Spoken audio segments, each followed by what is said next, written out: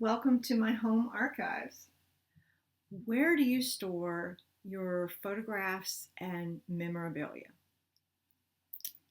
When I looked on YouTube for archives, all I could find were professional videos, things put out by institutions where they have the big rolling shelves and lots of special equipment.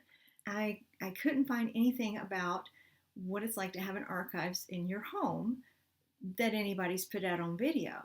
The other thing that I found when I searched for home archives was how to organize your craft room, as we talked about before in my last video. So I wanted to create a home archives right here in my house for my things. I'm Beth Saunders, and I am a family genealogist, a creative memories advisor, an avid scrapbooker, and I used to work in a college archives. So I wanted to bring some of those skills to my own things because if you're like me, you're the family photographer or the person that people trust the historical things to for your family. And we have had lots of boxes of things come into our house over the past several years from multiple sides of the family. And so what I'm going to do today is I'm just going to give you an overall tour of what I've created here, and then I'm going to tell you how I'm going to work through some of these things. There are basically two kinds of things in an archives. There are boxes that come in to be processed, and then there are things that you plan to keep, and those are archived. This shelf is mostly my own stuff. There are CD-ROMs, photographs. That's my backup, but there's nothing I really need to do with those. Those are fine as they are.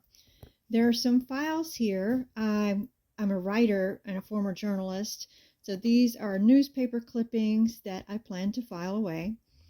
And then several of these boxes are simple manila folders labeled by year.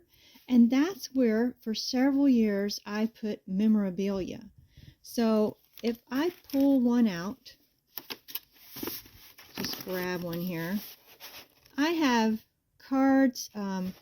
This is a play I went to, the program to a play, and the program to a talk, and maybe some cards and letters people have sent me, and just tickets, any kind of memorabilia for that year.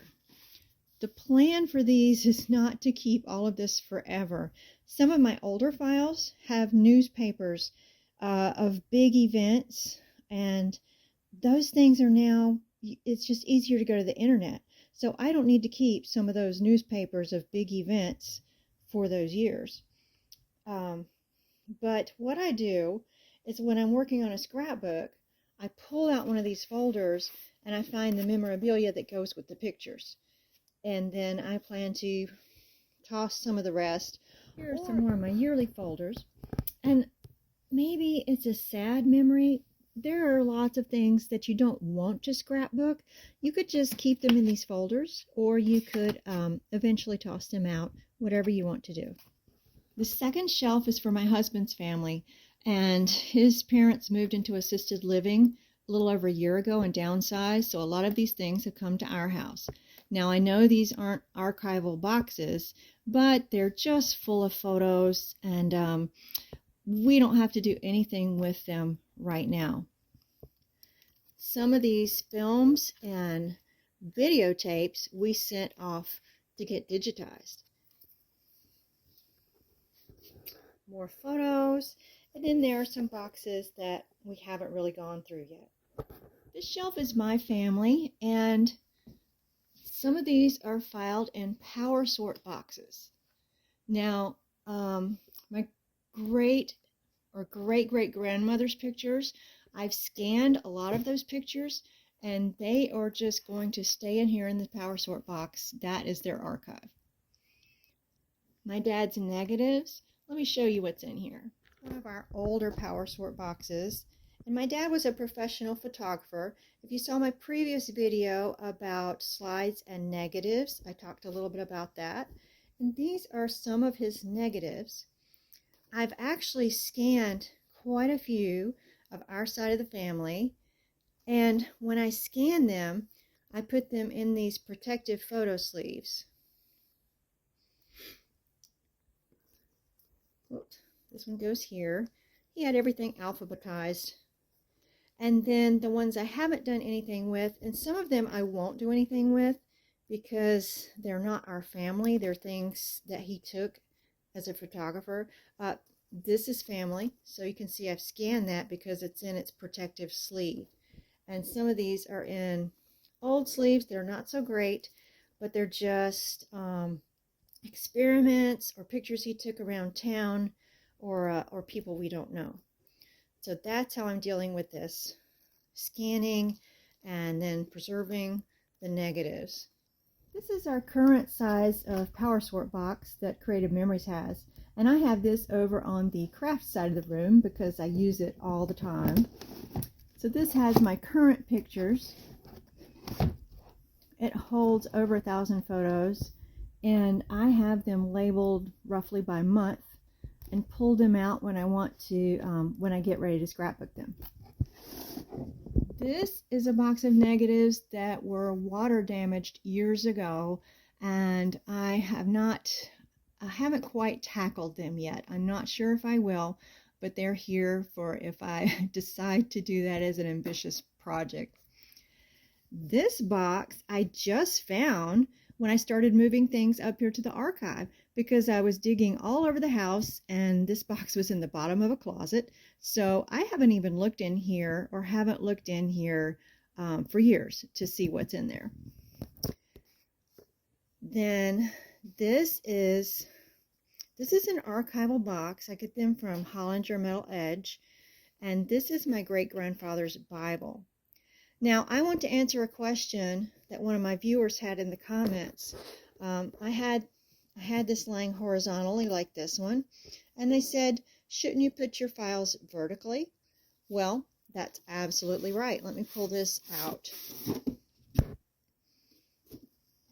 If you watch my previous video about storing old family documents, you see that I made these archival files, and this is old family deeds and some other papers. Well, when you just have a few and you're just getting started, it's okay to store your file flat, because if you just have one or two documents in an upright file, they're going to sag and get a little wonky. Now, sometimes at the archives, we have an archival cardboard insert that we can put inside this file box to hold, when you just have one or two files and they can't hold themselves straight. But this one's getting full enough that I can store it vertically now. And you want to do that because when they're horizontal, if you have a lot of things and there is some weight, then that's going to weigh down on your files, rub things together, so it'll add to the wear and tear. But again, if you just have one or two things, or if you have a book like my great-grandfather's Bible here, and you have a box that's going to protect things from pressing down on it, then it is perfectly fine to store it horizontally. Next, we have some boxes of mementos and my grandmother's postcard collection. These are some files of larger family pictures that don't fit in the power sorts, and I have several of those going on, and I need to consolidate some of those. And again, these are mementos. Oh, and this box, videos and audio tapes that we plan to convert to digital, and we haven't done it yet, so we're gathering those together. Here are some more of those. We used to call them file mates, and we have a bigger version now, but it is not dark storage. It's not meant for permanent storage because light can get in here. So I have some of those older power sort boxes for my pictures, and I'm actually working through some of these. There are some empty spots in here, which is cool. But one project at a time, right? So here's some more power sort boxes, things that I need to file away that I've been finding, and I need to figure out what year they go with. Some of my school things, these are slide-in albums, and I would like to make a scrapbook style album with them, but so I brought them up here as a future project. As I work through these things, I'm hoping that a lot of the boxes will go away and more albums and more permanent things will be filed on these shelves. And the things on the bottom, those are old journals and planners of mine, and I hope to downsize those as I add memorabilia to my scrapbook albums. Here's one of our currently sized file mates where I have been organizing some of my parents' things for a heritage album. And I'm probably going to teach a heritage album boot camp in the spring. So if you're interested in that, then please send me an email so you can be on the list when that opens up. You may be thinking, Beth, this is so much. How are you ever going to work through this? Well, having it all in one place is so much better because it can feel a little overwhelming when I see a whole wall full of things. But I remember what it felt like when I would see one of those boxes or a couple of those boxes at the bottom of a closet. And I would feel like, oh, someday, maybe someday, and they would just be in the bottom of a closet. They wouldn't go anywhere. Well, having this all together really helps move someday closer to now. Having these so accessible now is really helping me prioritize. For example, this box here, my Aunt Diane's things, I have actually worked through and sorted and scanned a lot of the pictures in here, and all I have left are some framed pictures, and that's a priority because as soon as I scan those, I can give these to my cousin. And here is a small archive that I just got of my oldest uncle's things. And you can tell that this is all together, things about him, and I could easily put this into my Saunders family album. So I think that's one of my next priorities because I know that I can finish it. So if you're feeling a little overwhelmed, my recommendation to you is to pick the next priority and just focus on that.